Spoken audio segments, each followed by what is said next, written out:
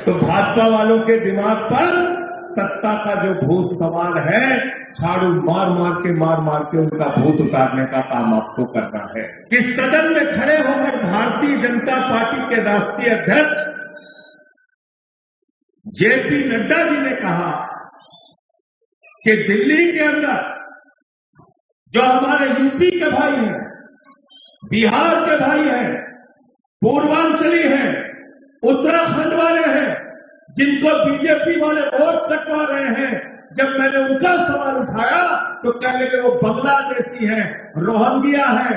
मैंने कहा हिम्मत मत करना हमारे लोगों को, अगर रोहिंग्या और बांग्लादेशी बोलोगे तुम्हारी जमानत जब्त करा देंगे। हमारी भारत माता की रक्षा के साथ भारतीय जनता पार्टी ने गद्दारी करने का और समझौता करने का काम किया है।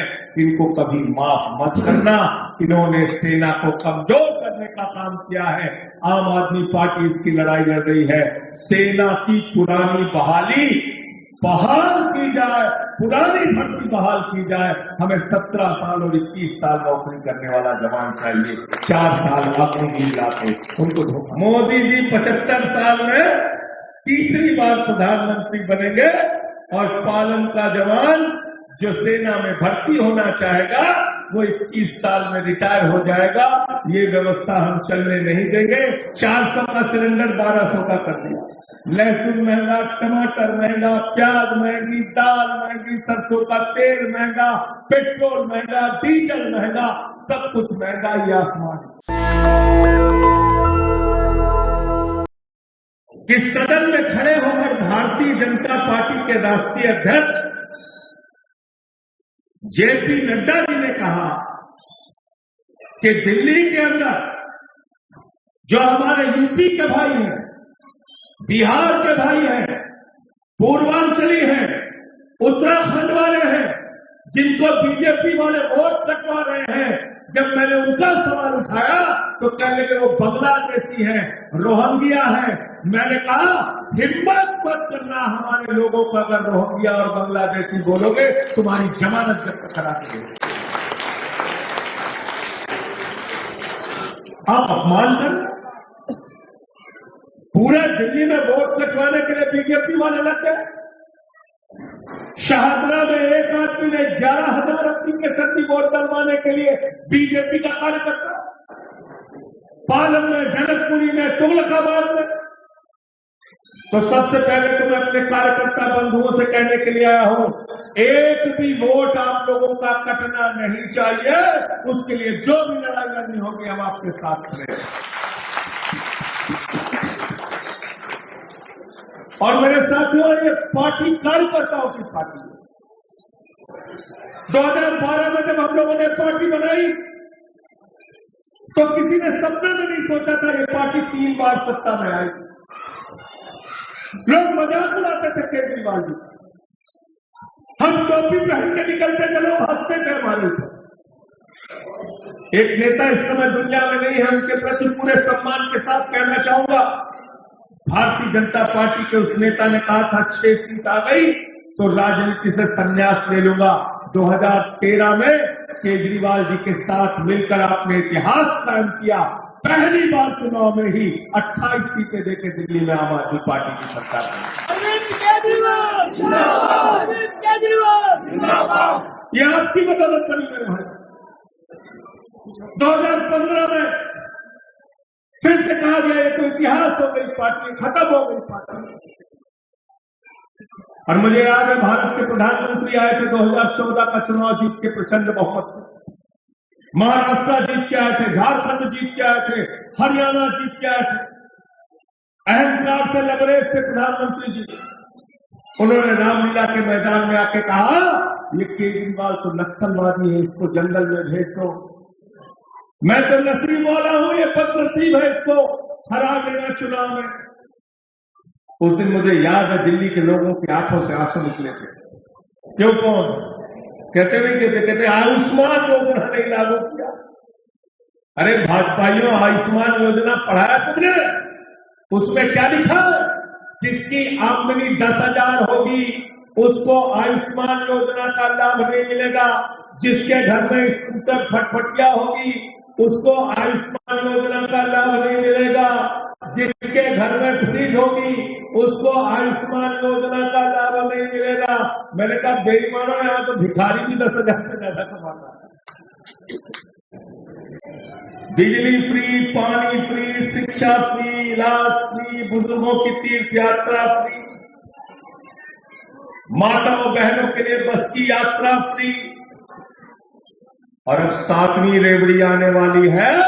अपना अपना रजिस्ट्रेशन करा के लाइन में लग के सुबह सुबह झाड़ू का बटन दबा देना, और मुख्यमंत्री बनने के बाद केजरीवाल जी हर महीने माताओं बहनों के खाते में 2100 रुपए देने का काम करेंगे। एक घर में 5 महिला है तो 10,500 रुपए आएगा। एक बहुत बड़ी योजना है, उसका रजिस्ट्रेशन शुरू करना है। एक महिला का रजिस्ट्रेशन उसमें होना चाहिए। केजरीवाल जी की गारंटी कार्ड अपने पास रखना। अरविंद केजरीवाल वो शख्स है जो वादे से ज्यादा काम करके दिखाते हैं।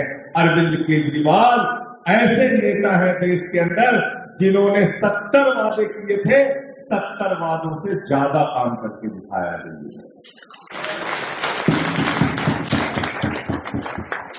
और भारतीय जनता पार्टी वालों के बारे में क्या बोला था मोदी जी ने 2014 में?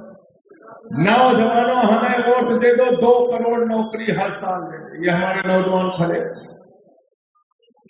नौकरी मांगने गए। नौजवान बोले मोदी जी 11वां साल चल रहा है, 22 करोड़ नौकरी देनी थी, आपने तो नौकरी नहीं दी। बोले बेटा अग्निवीर बन जाओ। 17 साल में अग्निवीर, 21 साल में रिटायर।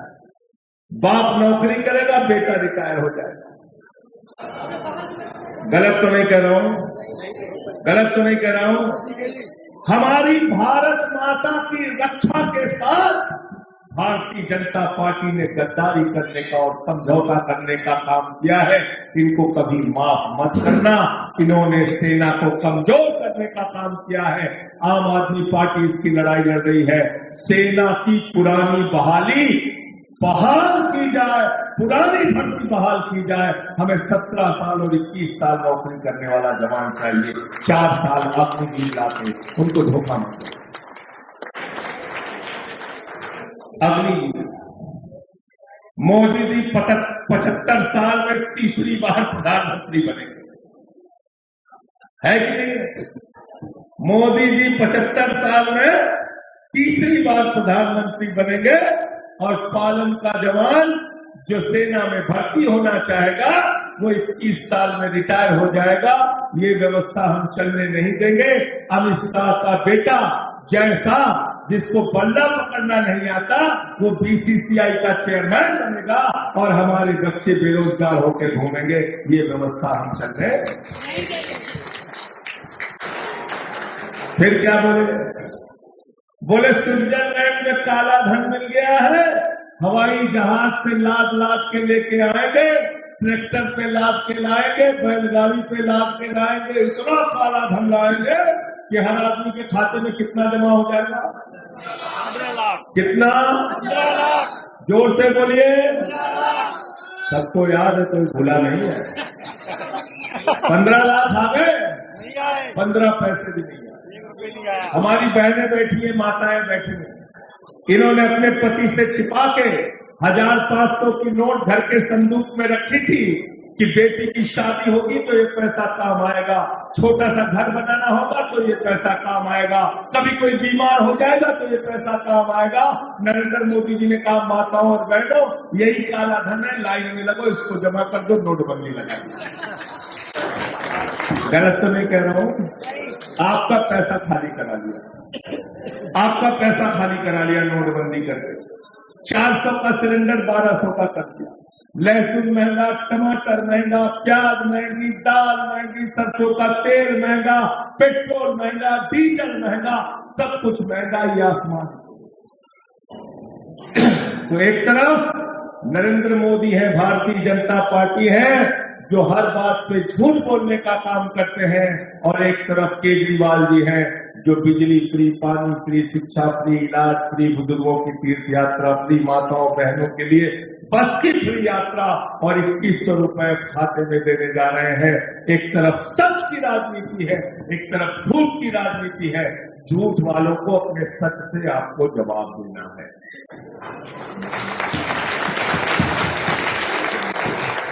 तो चुनाव निशान क्या है आपका? जोर से बोलिए। झाड़ू बहुत काम की चीज है। सफाई करेगा, सफाई करेगा। घर की सफाई करनी हो तो क्या चाहिए? घर की सफाई करनी हो तो क्या चाहिए? मोहल्ले की सफाई करनी हो तो क्या चाहिए? पालन विधानसभा की सफाई करनी हो तो क्या चाहिए? और दिल्ली की सफाई करनी हो तो क्या चाहिए? और देश की सफाई करनी हो तो क्या चाहिए? और अगर किसी के दिमाग पे भूत सवार हो जाए तो भूत उतारने के लिए क्या चाहिए? क्या चाहिए? तो भाजपा वालों के दिमाग पर सत्ता का जो भूत सवार है, झाड़ू मार मार के उनका भूत उतारने का काम आपको करना है। और अंत में एक बात कह के अपनी बात को खत्म करूंगा। देखिए, दिल्ली में 70 विधानसभाएं हैं। केजरीवाल जी अगर विधानसभा का टिकट देंगे तो सिर्फ 70 लोगों को देंगे। 250 पार्षद की सीट है। अगर पार्षद के चुनाव में टिकट देंगे तो सिर्फ 250 को देंगे, उससे ज्यादा नहीं दे सकते। बहुत सारे लोगों के मन में टिकट की इच्छा होती है, लेकिन पार्टी का फैसला होता है। 70 लोगों को आम आदमी पार्टी ने टिकट दिया है, केजरीवाल जी ने टिकट दिया है। 70 की 70 सीटों पर अरविंद केजरीवाल चुनाव लड़ रहे हैं, उनको जिताना है, मुख्यमंत्री बनाना है। जो सोलंकी को अपना वोट देने के लिए जाना, तो अरविंद केजरीवाल का चेहरा देखना। अरविंद केजरीवाल वो सबसे जिन्होंने सारी सुधार करने का काम किया और नरेंद्र मोदी ने उनको जेल में डालने का काम किया, मनीष सिसोदिया को जेल में डालने का काम किया, सत्येंद्र जैन को जेल में डालने का काम किया। 36 किलो वजन कम हो गया सत्येंद्र जैन का। मुझे 6 महीने जेल में डाला, लेकिन जब हम जेल में थे टीवी में देखते थे, हमारा कार्यकर्ता आम आदमी पार्टी का सिपाही बाहर लड़ रहा है, भाजपा से लाठियां खा रहा है, जेल जा रहा है, बस में घसीट के उसको बिठाया जा रहा है, तो हमारा भी जज्बा और हौसला मजबूत होता था। केजरीवाल वो नेता है जिनकी शुगर लेवल मेरे भाइयों 50 से कम गई कई बार। उनको कोर्ट में जाना पड़ा इंसुलिन लेने के लिए। जो आदमी दिल्ली के लोगों के दवाओं का इंतजाम करता है, उसको एक इंसुलिन के लिए तरसाया गया, जान से मारने की कोशिश की गई। नेशनल दस्तक की आपसे गुजारिश है कि अगर इसको बचाना चाहते हैं तो नेशनल दस्तक को सब्सक्राइब करने के लिए रेड कलर के सब्सक्राइब बटन को दबाएं, फिर बेल आइकन की घंटी दबाएं। नेशनल दस्तक को बचाने के लिए बहुत जरूरी है कि हर खबर को शेयर करें, लाइक करें, कमेंट जरूर करें।